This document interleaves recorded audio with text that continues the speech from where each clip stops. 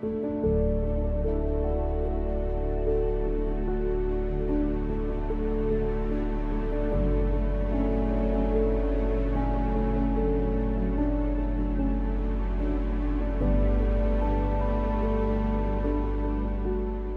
I wanted to ask you today, being here with you today, I know that in the beginning, you were really big on the opportunity meeting, and we were sold on, rallying guests and bringing guests. Can you talk a little bit about why that's so important and kind of how to really run a successful op meeting?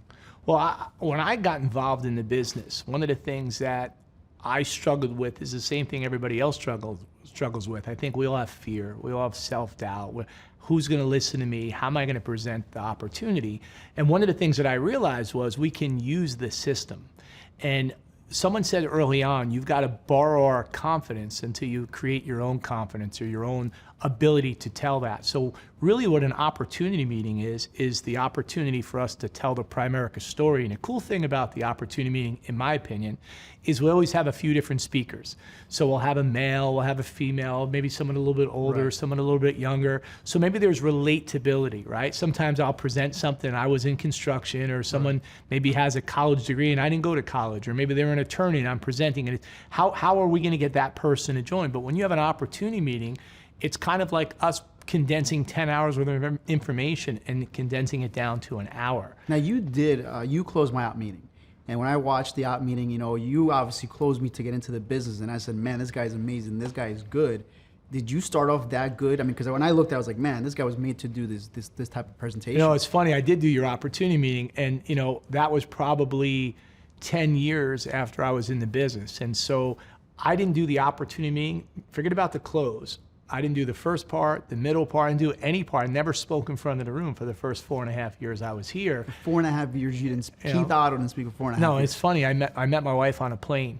And one of our first dates was I had her sit through an op meeting. She kept saying, what do you do? I said, well, let me show you what I do. Because in the op meeting, what do? We tell people who we are, what we do, and some of the positions that we're looking to fill, and if there's a place for them. I remember my wife sitting through the opportunity meeting afterwards. She goes, wow, you're really smart. I go, no, all I did was read the slides, right? I just told the Primerica story, not our story, not your story, the Primerica story.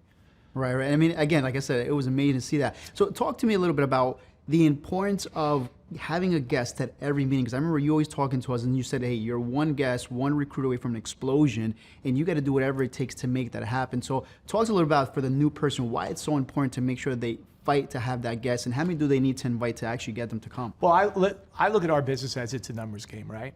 But the fact is there's 168 hours in a week. Right. And we've got all week for us to focus on one thing, to make sure that an hour and 15-minute opportunity meeting or business briefing, some people call it money and banking seminar, money and business seminar, whatever terminology, it's us telling the Primerica story. Right. And I think you can't let a week go by that you don't personally have guests in there. Because what you're doing is, our focus is this.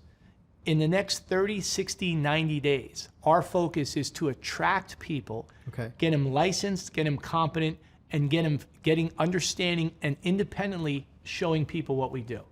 So people don't think that they can do it. So I remember sitting in the op meeting, and the person who mentored and coached us early on said, all you got to do is put people in the meeting. Let us present it until you feel comfortable. And what I didn't realize was when I sat in an opportunity meeting, all an op meeting is a bunch of questions. Like, watch. Absolutely. If we could do this part-time and maybe transition, if you could learn what to say, and all the opportunity meeting is a series of questions. And I didn't realize it's like hearing a song. You listen to it or watch it over and over and over, then all of a sudden you go to present something, and all of a sudden you say something like, where the heck did that come from? Right, and that's how I felt, because I used to watch you do the op meeting all the time. And I remember going to the kitchen table, and sometimes I would say things you would say, and I'd be like, where did I get that from? And then I was like, you know what, I got that from Keith. And like you said, you start to learn it and get duplicatable. Now, give us a little bit on successful op meeting. What are some of the conducts that people need to do before, after, and during an op meeting? And after the op meeting, what's the purpose with the guest? Well, I think you just hit it. I think the opportunity meeting is important, but I think we talk about conduct before, during, and after the meeting. I think what happens before and what happens after is almost as important as what happens during the business briefing, right? And I think how you prepare a person, people aren't coming down for a job. They're coming down for an opportunity. It's not called a job meeting, it's called an opportunity meeting. That's right. And so what I always used to say to people is, listen, I want to show you who we are and what we do. And so there's not an objection or an area of concern that somebody can't that can give me that we can't overcome. Why? Right. Because this is what I would say to people. I want you to come see who we are and what we do. Worst case scenarios, you're going to get a great education on how money works. Right. You're going to learn a little bit more. Not once, ever, in the years I've been doing this business, has somebody ever said to me, you'd made me sit through a meeting for an hour and focus on my retirement, right. getting out of debt, show me how to have more money at the end of the month. No, I could have watched TV. I think what happens is the information is worth the hour of their time. Then what it also does is it's supposed to provoke. It's really supposed to disturb people. It's supposed to get people to understand that there's another alternative. The challenge, though, is there's an hour meeting. Right. And if you're 22 and you looked at Primerica and so is I, or somebody's 45 or 50 years old, we don't expect 1 hour to change that person's life. So we've got to get them to take a look at the opportunity in a bunch of different ways. And when I remember this, I was going to school for business and finance at the time. And when I saw the rule of 72, I was about to graduate a finance degree. I was going into my senior year, had never, ever seen the rule of 72. So when I saw that in the opportunity meeting, that kind of sold me on, man, I need to learn more and get more of it.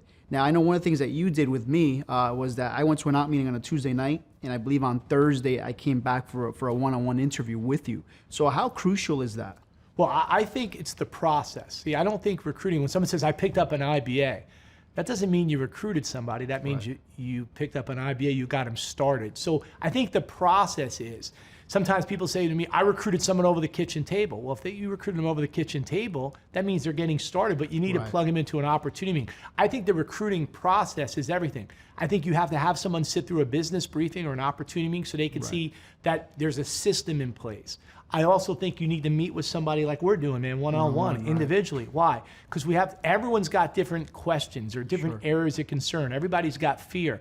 And in an opportunity, we don't allow people to ask questions because what might be important to you might not be important to the person sitting next to you. Right. So sometimes it makes sense to meet with someone before a meeting. Sometimes it makes sense to sit down and do a kitchen table, right? So what are some of the areas you look at? You know, we talk about a 5-point market. What are some of the areas where you'll plug someone into an op meeting first and then meet with them afterwards? Or maybe meet with them at the kitchen table and then plug them in? What are some of the things you do with that? Well, like I learned from you was, you know, you could do both. Recruiting could happen in the op meeting. Recruiting could happen at the kitchen table. So 5-pointers, 4-pointers, we're looking to meet them at the kitchen table. Doesn't mean I won't get them to an op meeting with our team, but I tell our team, that's preferable because the husband and wife will be there.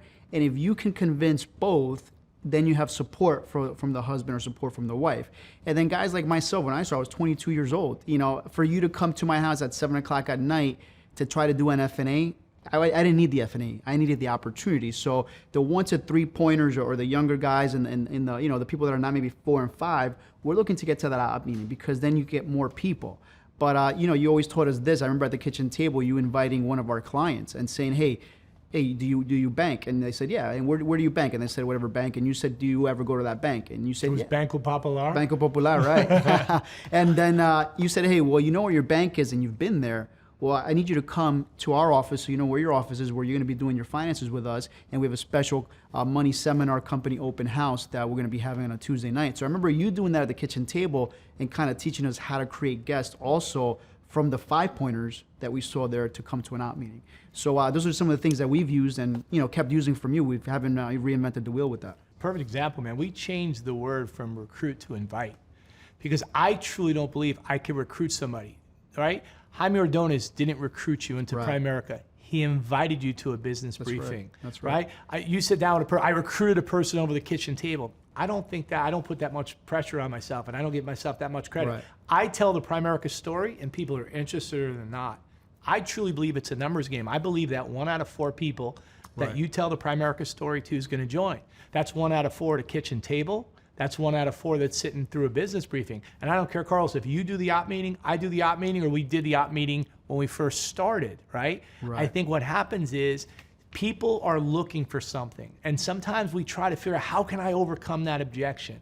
I don't think if people aren't willing to take the next step, there's not an objection that they can give you that's going to get them to get started, right? Now, Keith, how many times did they invite you before you actually came to an office? The person that invited me I was a foreman of a plumbing company. He was a guy I worked with. And he didn't invite me for the opportunity. He invited me to come down and take a look at what he's doing. Right. And he kind of nonchalantly, hey, it might be something you're interested in, but really I want you to come take a look at it. So when I sat at the business briefing, I'm like, forget about him. What about me? Wait, I can use some extra income. I always wanted to be in my own business. So I had that rule of 72, and I didn't understand what they talked about. I didn't look at the insurance and the investments. I think sometimes people get caught up in that. The more I learned about it, the more I loved what we did for people. But the thing, I always say the two things that got me motivated were the two O's. The ownership opportunity, I always want to own my own business. And then the overrides. Now, did you come on the first invite, or did it take a couple of invites? I blew it off a little bit because I had a crazy schedule, and I didn't understand what he did. But really what he said is, I need your help. Right. And you know what? Same thing with me. I was invited 3 times before I actually came to the meeting, but being in college and being in finance, and you had to have the resume, and you had the perfect black suit and all that, and I didn't have that at the time. So when Diana and Jamie invited me the first 2 times, I was like, crap, I got to buy my suit first before I could go to this meeting and have the resume on the resume paper. And so the first 2 times I really didn't come, not because I didn't want to, but because I thought I wasn't prepared based on what college had prepared me. And then finally the 3rd time I had the suit, I had the resume, and that's when I came. So I think I share that because I know you said you didn't come the first time. I didn't go the first time. And I think sometimes our guys invite somebody one time and then they're like, oh, he's not interested or she's not interested. Yeah, I'll follow up with someone until they show up. And the reason, if someone says, listen, I'm not interested, I'm not calling you back. But I just remembered I wasn't interested because I didn't understand what we were part of. And I remember talking about showing up with a suit. I showed up with work boots and jeans, had my hat on backwards, had my earring hanging down. And I think about it now, I felt like so uncomfortable. The reason we ask people to dress for business is because I remember sitting there feeling uncomfortable because everybody was dressed for business and I felt uncomfortable. And this is my perception. When someone comes to an opportunity meeting, they may or may not be interested. But when someone comes back, we talk about conduct after the meeting. So when someone comes out of a meeting, we don't say, hey, what'd you like about it? Or, what'd you think? I think it was hot. I think it was long. No. What intrigued you most about what you sat through? The part-time income or a possible career change? What we do for people across the kitchen table or what we can do for you financially? So I think when a person sees that business briefing, they may or may not be interested. But it's our ability to follow up with people, and get people started. When someone comes back for a one-on-one interview after a meeting, then they're interested in what we're doing. So we've got to get people off to a fast start. And I remember you asking me that question, and for me, it was the same thing. I've always wanted to own my own business. I hated having a boss. And I remember asking you, how long could it take for me to become a regional vice president? And I remember you telling me, this was right after the op meeting, you said, Carlos, you're 22 years old. It's an advantage that you're young, but you're probably going to party, hang out. I had just come back from Cancun. And you got to do that too. Yeah, and I just came back from Cancun spring break, and you said, but if you stick with me and you get focused, it's going to be a 24-month to 48 process with you and with me, and you'll be a regional vice president. That's exactly what happened. I mean, you promised and really over-delivered. I mean, you under-promised and really over-delivered with what happened with Primerica. So that's because you took advantage of the system and you use the systems that the company has in place, man. Listen, I appreciate your time today, brother. And it's awesome getting a chance to catch up. Thanks a lot, Keith.